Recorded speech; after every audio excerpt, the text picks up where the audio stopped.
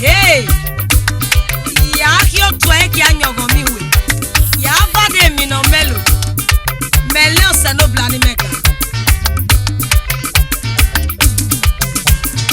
Ya kio twa anyogo mi we ki bade mi no melo. Menle Ogie ni meka. Ogie no black paloko. Ono mwe gbe no se no blare mo.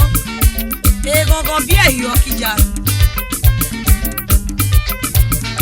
Gajo tu enyogo mi we ki bade mi no melo. Menle Ogie ni meka.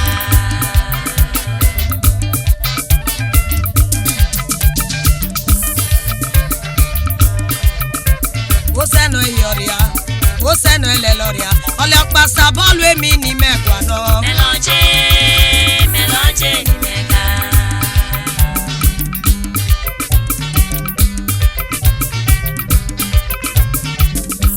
Emu ata kon ni o.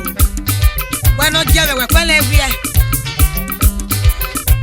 Oje mekwe, oje mekwele. Oje mekwele. Ono bara gbon fo ga jo re lo. Menle Ogie ni meka. O se no bla wele no ri be keme.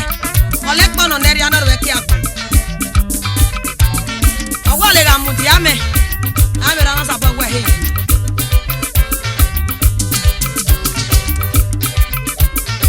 Gajo tu enyogo mi we ki bade mi no melulu. Menle Ogie ni meka.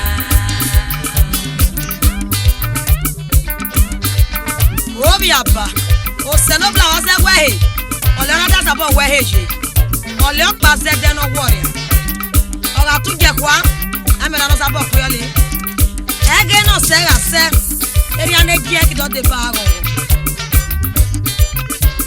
Egele mega se, o se ga lo se me. Bueno ge mega do de ba me gogo. Menle Ogie ni meka.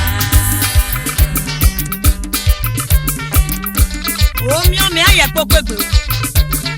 Ye dagbon no se Jesu wo po. Ole pasa bo gba lo goria.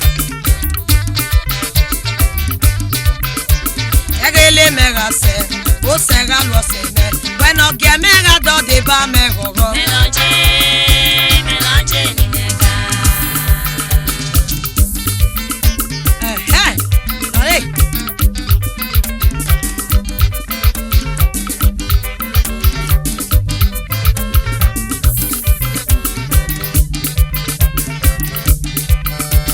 Ogie mekwele. Ona wara gbon fo ga jo re lo. Menle Ogie ni meka.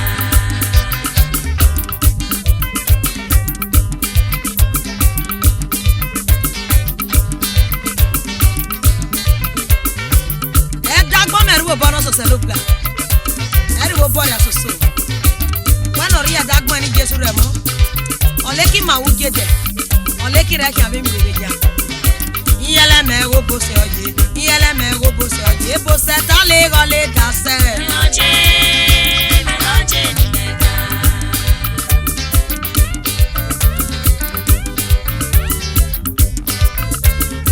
Ga ki o tu enyogo mi we ki bade mi no melulu. Menle Ogie ni meka.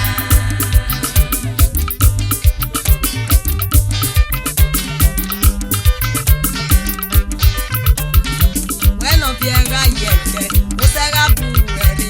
Oda do de ba we gogo. Menle Ogie ni meka. Aye bia o. Ane romo. E no se no platale ase. Ene giere be kia. Neki dore kan lo kwa mo se no bla. Ono bara ponfo, e joru e lo. O se no bla le bona gbona re mu he. Ole yele denu afo. Aye popegbe o. E dagbono se me oru bo se no bla. Iyele me wo bo se oye. We no ge me ga ye popegbe. Iri adagbo me no se no bla. Menle Ogie ni meka.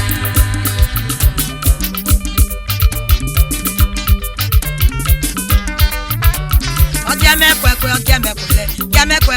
mekwele. Ono bara gbon fo ga jo re lo. Menle Ogie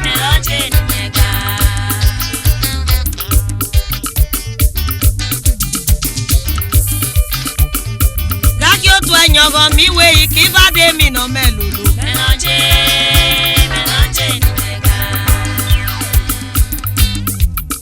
Hey, obiaba. Yokweya. O senobla. Ole tale o. Ayo bori aya. O bo senobla ole oya. Jono je age. Jono nyogi we. Jono minelo. Edo senobla hakiwe. Wa ki jona de ba gogo. Kakyo to enyogo mi we ki ba de mi no melulu. Melange ni mega. Kakyo to enyogo mi we ki ba de mi no melulu. Melange ni mega. Kakyo to enyogo mi we ki ba de mi no melulu. Melange ni mega. Kakyo to enyogo mi we ki ba de mi no melulu. Melange ni mega. Egele mega se, o se ga lo se me. When o ge mega do de ba me.